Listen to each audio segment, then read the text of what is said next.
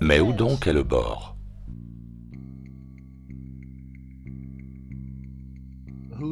Qui dit qu'il y a un bord et pourquoi supposer qu'il y en ait un? Est-ce parce que lorsque le concept de la Terre plate nous est expliqué, il est toujours présenté de cette manière?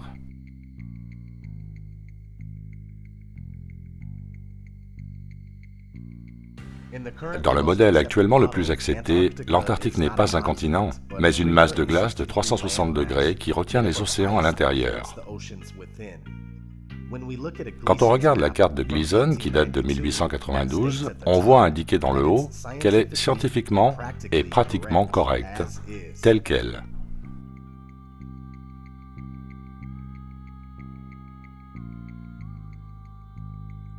On peut y voir le rebord de glace de l'Antarctique. La carte de Gleason est fondamentalement une projection azimutale équidistante, dont l'origine remonte à l'an 1000. La carte AE est également la carte officielle de l'United States Geological Survey, USGS, ainsi que le logo officiel de l'Organisation des Nations Unies. Le plus ancien globe connu dans le monde date de 1492. Ceci est quelque chose que vous devez garder à l'esprit, car beaucoup de gens soutiennent que la carte de l'azimutal équidistant est juste une version aplatie du globe, alors qu'en fait c'est le globe qui est juste une version arrondie de cette véritable carte plane du monde. Si la carte du monde plat est venue en premier avec la capacité de se convertir en un globe sans aucun problème, alors ceci devrait vous donner une idée de la manière dont la Dupree a pu être réalisée. Maintenant, revenons à la question, y a-t-il un bord ou pas? Il n'y a aucune preuve qu'il y ait un bord, une fois passé le mur de glace de l'Antarctique. Mais il est supposé par beaucoup que le plan sur lequel nous vivons est soit extrêmement étendu, soit sans aucune limite. Dans ces deux scénarios, il est logiquement envisagé que de la masse terrestre a été cachée au grand public.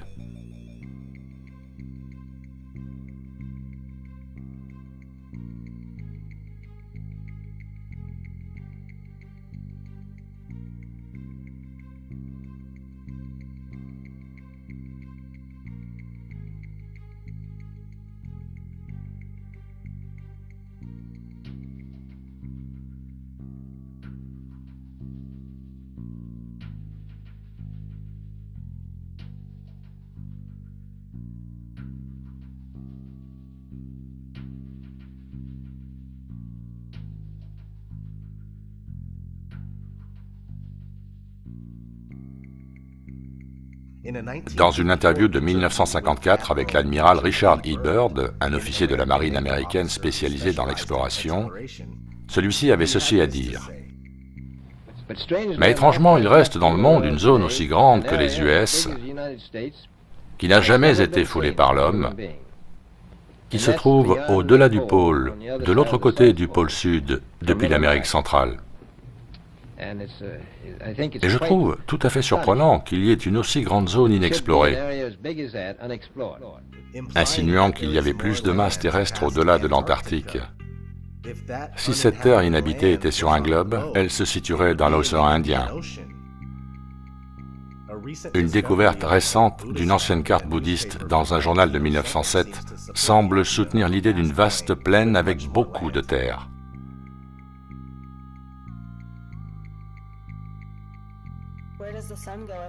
Où le Soleil va-t-il si la Terre est plate? Bien, le Soleil ne se lève ni ne se couche, mais se déplace sur un circuit dans le sens des aiguilles d'une montre, d'est en ouest. Le lever et le coucher sont une illusion causée par la perspective. Le Soleil disparaît au point de fuite de la perspective humaine sur l'horizon, là où le sol rencontre le ciel, et puisque le Soleil n'est pas à 150 millions de kilomètres.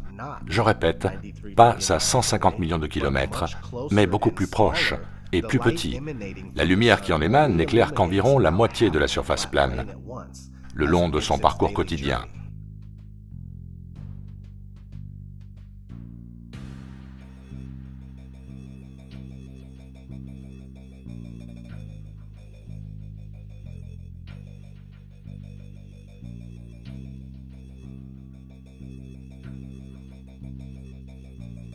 Vous n'avez pas l'impression qu'il vient vers vous?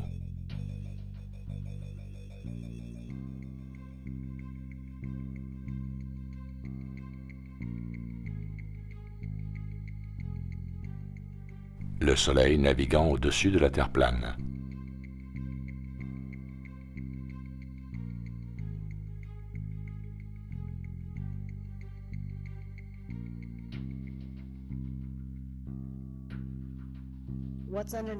Qu'y a-t-il sous la Terre plate? Ceci est évidemment une question à laquelle on ne peut répondre, puisque les bords présumés n'ont a priori jamais été atteints. Mais beaucoup de gens supposent que ronde ou plate, de toute façon, la Terre flotte dans l'espace. Sauf que l'idée de l'espace passe par la fenêtre avec la théorie du globe. De nombreux textes religieux soutiennent une Terre immobile qui a ses fondements là où elle est posée et ses piliers par lesquels elle est supportée. Nous ne le savons tout simplement pas, mais ce que nous savons, c'est qu'elle est évidemment fixe. Ce que nous pouvons dire par notre expérience quotidienne du non-mouvement, ce que nous voyons dans le ciel au-dessus, sont des objets lumineux faisant des cercles autour de nous, juste comme il semble. Quel que soit ce lieu, c'est le centre de toute notre recherche. Certains disent que la Terre est le sol de l'univers. L'hébreu ancien conçoit l'univers comme étant entouré par les eaux du dessus et les eaux du dessous, connues comme la grande profondeur. Le trou le plus profond jamais foré dans le sol atteint un total de 12 km. Le noyau même de la Terre n'est rien de plus qu'une pure spéculation, pour ne pas dire un mensonge malveillant. Donc qu'y a-t-il sous la Terre? Cela reste un mystère pour nous tous. Mais une autre chose qu'il est possible de rechercher est ce qu'il se trouve à l'intérieur du sol. Des bases militaires souterraines de plusieurs milliards de dollars, connues sous le nom de DUMBS, D-U-M-B-S. Les bateaux et navires ne disparaissent-ils pas à l'horizon? Ceci est également dû à la perspective humaine. Ils ne franchissent pas l'horizon, ils se fondent avec l'horizon, allant au-delà de la limite de l'horizon, dépassant ainsi son point de fuite. Les bateaux et navires redeviennent tout de suite visibles avec une paire de jumelles, un télescope ou tout appareil photo avec un bon téléobjectif.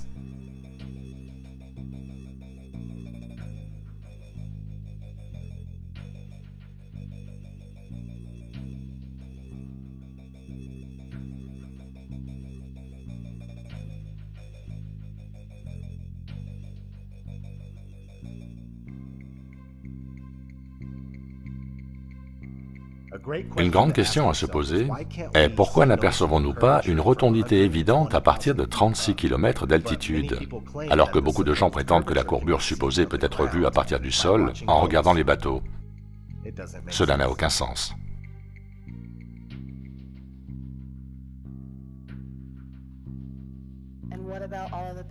Et toutes les images de la Terre?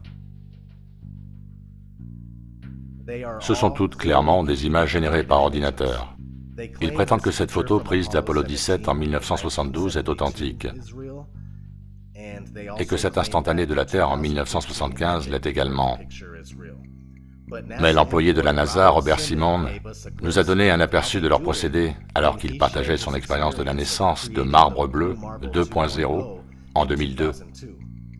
On le surnomme maintenant Monsieur Marbre Bleu.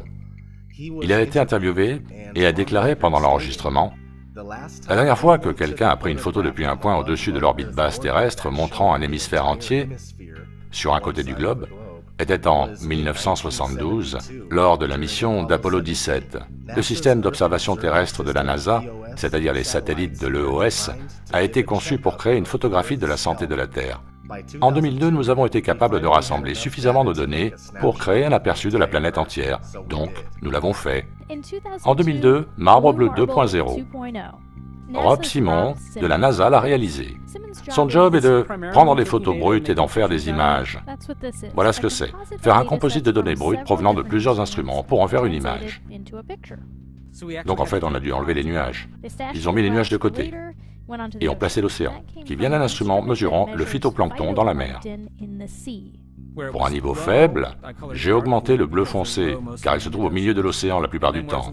Et pour un niveau plus haut, c'est un peu plus vert brillant. Ensuite, on rajoute les nuages. Mais il y a un léger problème, car il existe un petit décalage entre chaque orbite, donc on les peint.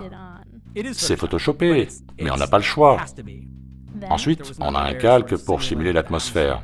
Et puis, il y a cette tache lumineuse, appelée le surligneur spéculaire.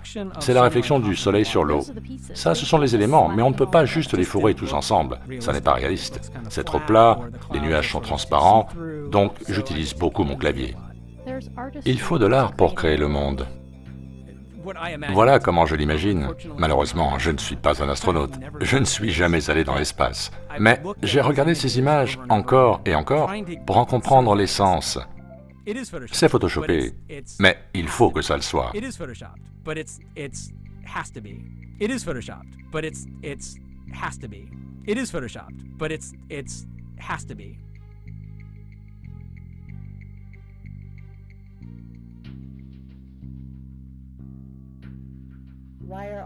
Pourquoi les autres planètes sont-elles sphériques ?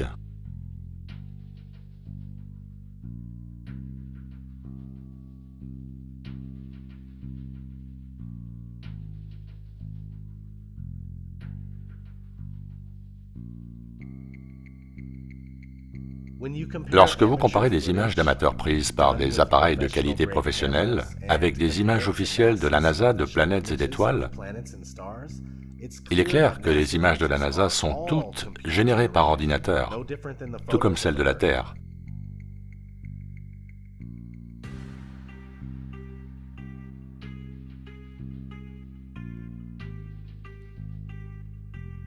Ce que nous connaissons comme planètes sont en fait des lumières de formes arrondies qui semblent être posées au-dessus de la Terre plane. Ces soi-disant planètes et étoiles ne sont pas ce que l'on nous a dit. Et faire la comparaison de ces objets lumineux dans le ciel avec la Terre qui est sous nos pieds pour tenter d'en prouver sa prétendue rotondité est très inefficace.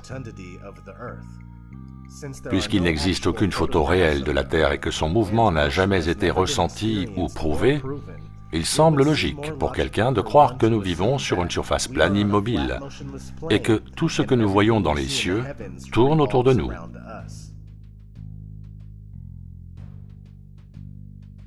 Quid des satellites et du GPS ?